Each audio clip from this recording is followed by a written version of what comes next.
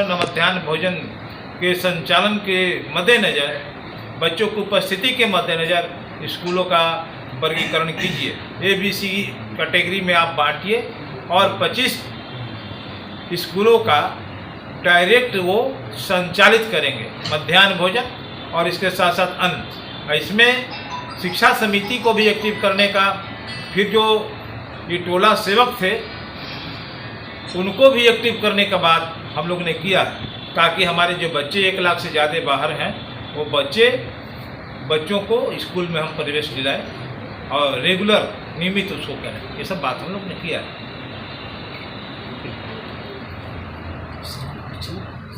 हाँ थोड़ी आप पूछिएगा। जिले के सब जितने भी एफएफसी गोडाउन हैं और एजीएम साहब वहाँ के प्रबंधक होते हैं, उनके माध्यम से जो सरी गली चावल उठाव किया जाता है या डीलर को दिया जाता है, जिसका नतीजा डीलर को भोगना पड़ता है आम लाभुक से, और इसकी शिकायत करने पर पुनः वही बात दोहराते हैं, सरी गली चावल दे करके लेना है लो और नहीं तो जांच करवा देंगे। क्या कहेंगे? ना देखिए, एक बात है कि अगर एसएफसी वाले कह रहे हैं कि जांच करवा देंगे तो एसएफसी जांच पदाधिकारी नहीं है, करवा देंगे ना करवा देंगे, किससे करवाएंगे? वो जांच पदाधिकारी एसएफसी है ये नहीं ना, जांच पदाधिकारी तो दूसरा है। जांच करने का जिम्मेवारी हमारा एमओ का है और हम समझते हैं कि एमओ और ये 2 ऑर्गेनाइजेशन है सरकार का, एमओ एक अलग विंग हो गया, दूसरा एसएफसी। लेकिन अभी एसएफसी जो है, एसएफसी का महत्ता बढ़ गया है इसलिए कि उनके जॉब भी बढ़े हैं। हम पहले पीडीएस के जो अनाज जा रहे थे और मध्याह्न भोजन का, अब उसी के अतिरिक्त जो है आईसीडीएस केंद्रों का भी पोषाहार वहीं से जाएगा। अम्बेडकर हॉस्टल, जननायक कर्पूरी ठाकुर छात्रावास और अल्पसंख्यक छात्रावास में मुख्यमंत्री जो अन्न योजना है उसका भी अनाज वहीं से जाएगा और फोर्टिफाइड राइस जाने वाला है। अगर पहले कहीं कुछ किए हैं गड़बड़ी, यदि किए हैं तो एक बात अलग है, अब रुक लग जाएगी। अब तो उनको मिलेगा ही खाद्यान्न दूसरे टाइप का, मार्केट से ला करके गोडाउन में नहीं रख सकते हैं, इसलिए कि चावल अब फोर्टिफाइड रहेगा। गेहूं में कोई सवाल नहीं आ रहा है, चावल का ही सवाल आ रहा था साड़ा गला का, तो उसके रखने वखने पर भी बातचीत हो रही है। हम लोग ने गोडाउन को भी प्रबंधन करने की बात कर रहे हैं जिले के सर सभी, लेकिन मैं आपको बता रहा हूँ कि अब जब फोर्टिफाइड राइस लागू हो गया है और भी आएगा, तब उसको उस अवस्था में नहीं वो भेज सकते हैं, इसलिए कि उसका भी एक टाइम पीरियड है ना। जब उसमें विटामिन है तो उसको बरसों नहीं रख कर सड़ा सकते हैं। एक समय सीमा के अंदर में यदि नहीं आप बांटे तो वो रद्द हो जाएगा, समझे कि नहीं, खाने योग्य नहीं रहेगा। तो समय सीमा के अंदर में उनको देना पड़ेगा। तो पूर्व में अगर कोई लोग किए होंगे आगे नहीं कर पाएंगे। हम लोग की पैनी नज़र है और सही समय पर उनको ग्रेन पहुंचाना है। क्योंकि सवाल उठी है तो अभी एक व्यवस्था संवेदक जो है हटाए गए हैं। अब वो खाद्यान्न कैसे पहुंचेगा मध्याह्न भोजन में, कुछ और भी दिक्कतें हैं, ऑनलाइन जो उठाव वितरण के मामला है, तो ये सब बड़ी जल्दी ठीक हो जाएगा। और मुख्यमंत्री जी का ये सब चीज़ों पर नज़र है, नीतीश बाबू छोड़े वाला है, तो रोज रोज सुधार के लिए कुछ ना कुछ एक्सपेरिमेंट करते हैं, नया रास्ता निकालते हैं, हम निकल जाएगा रास्ता। और इसके बावजूद भी जो कोई एजीएम बात नहीं मानेगा तो हम समझते हैं कि अपने नौकरी से खिलवाड़ करेगा। सर के द्वारा विभिन्न तरह के आदेश विभिन्न पदाधिकारियों को दिया जाता है, लेकिन आईसीडीएस जैसे आंगनबाड़ी केंद्र का सर आप एक दिन विदाउट सूचना का यदि आप देख लेंगे खगड़िया जिला में आंगनबाड़ी केंद्रों की हालत, तो आपको सर समझ में आ जाएगी क्या स्थिति। देखिए, आंगनबाड़ी केंद्रों के हालात के बारे में हमको जानकारी है, खगड़िया चाहे कहीं का भी, और इसीलिए उसमें सुधार के लिए, गुणात्मक परिवर्तन के लिए हमने आज निर्देशित किया। इसका असर जो है आपको आगे भी दिखेगा। अभी तो सब उनको लिस्ट है, सूची बना करके 31 तक हमको देंगे और आगे जो है इसका मॉनिटरिंग पटना से भी होगा तो यहाँ भी होगा और बड़ी जल्दी कुछ नया सिस्टम भी लॉन्च होगा, जिसके कारण जो है उपभोक्ता से संबंधित जो भी मामले हैं वो सब दायरे में रहेंगे। कितने बच्चे स्कूल से बाहर हैं? वाले से क्या प्रयास किया जाए? 1,32,200 बच्चे जो है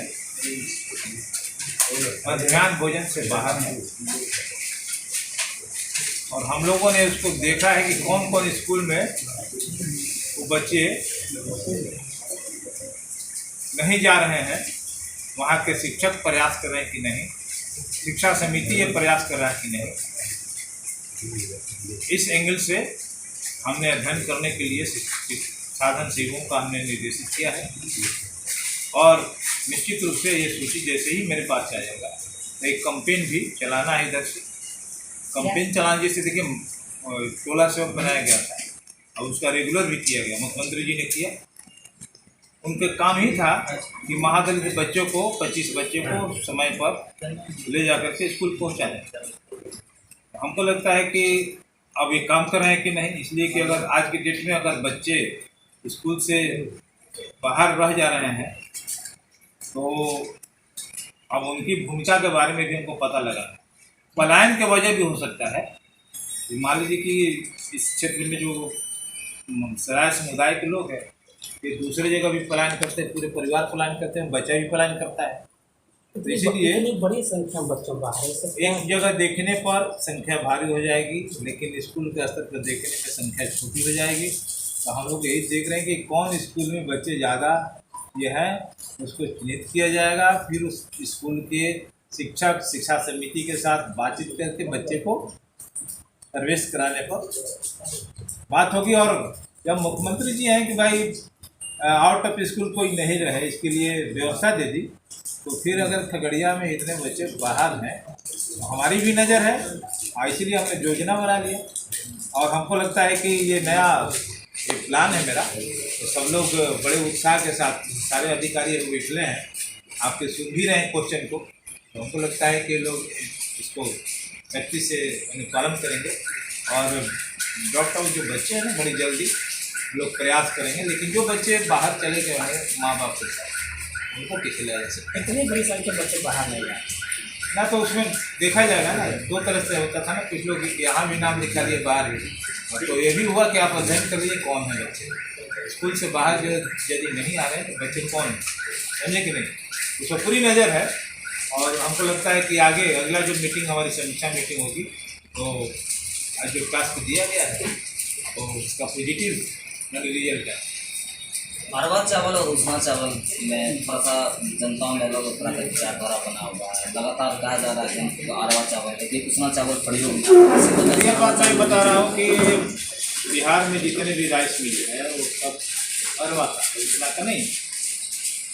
तो उत्पादन जो हो रहा है तो हम इंटरनल स्रोत से भी हम लोग CMR के माध्यम से विभिन्न तो अरवा ही उत्पादन हो रहा है बिहार में। तो अरवा कुछ ही मिल है जो उतना करता है, बाहर से जो FCI से लौट आता है उसमें उतना अरवा दोनों होता है। तो हमारा जो बिहार के कल्चर है आमतौर पर वो खाने का है उष्मा चावल, और जहाँ कहीं भी कम लॉट में अगर आया तो डीलर अगर किसी के पास चला गया तो उसकी यहाँ भीड़ लग गया, और उष्णा वाला के पास भीड़ लग गया, अरवा वाला के पास में भीड़ कम हो गया। तो ऐसी स्थिति में सरकार का एक निर्णय लिया है कि हम उष्णा चावल देंगे। इसके लिए राइस मिलरों के साथ मीटिंग हुई है। मीटिंग के बाद में उनको ये कहा जा रहा है भाई आप सिस्टम को चेंज कीजिए, लेकिन यह एक बार में एक झटके में नहीं हो, प्लांट लगाना ये सब करना।